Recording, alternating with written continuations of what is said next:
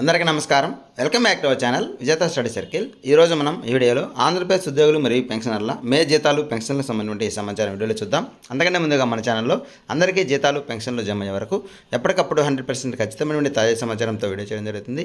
అలాంటి వీడియోస్ కావాలనుకుంటే మన ఛానల్ సబ్స్క్రైబ్ చేసుకొని ఫాలో అవ్వండి. ఈ ఆలస్యం చేయకుండా మన వీడియోలోకి వెళ్దాం.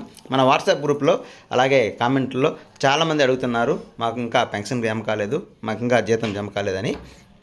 అయితే చాలా తక్కువ మందికి మాత్రమే ఇప్పటివరకు పెన్షన్లు జీతాలు జమ కావడం జరిగింది. చాలా వరకు ఎక్కువ భాగం ఒక 70% వరకు ఉద్యోగులకి, 70% వరకు పెన్షనర్స్కి ఇంకా జీతాలు అనేటివి జమ కాలేదు.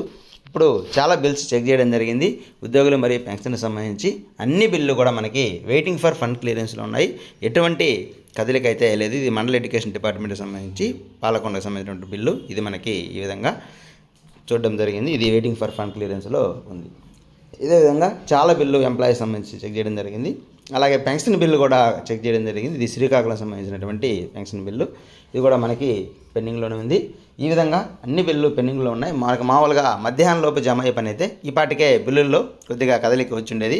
ఇంతవరకు ఎటువంటి కదలిక లేదు కాబట్టి ఈరోజు మధ్యాహ్నం లోపు అయితే ఎవరికైనా కానీ జీతాలు కానీ పెన్షన్లు కానీ జమ అయ్యే అవకాశాలు లేనట్లుగానే చెప్పవచ్చు. ఒకవేళ ఏమైనా 9 గంటలు 10 గంటల సమయంలో బిల్లుల్లో ఏమైనా కదలిక వచ్చినట్లయితే వెంటనే వీడియో రూపంలో తెలియజేయడం జరుగుతుంది. ఒకవేళ అటువంటి కదలిక ఏమైనా వచ్చినట్లయితే సాయంత్రం లోపు జమ అవుతాయి. మొత్తం మీద ఈ 4,000 కోట్ల రూపాయలు ప్రభుత్వం మారుతుంది కాబట్టి ఆ అమౌంట్ వచ్చాయా, వచ్చిన అమౌంట్ని ఏ విధంగా ఖర్చు పెట్టాలనేసి అధికారులు తర్జన భర్జన పడుతున్నట్లుగా తెలుస్తుంది.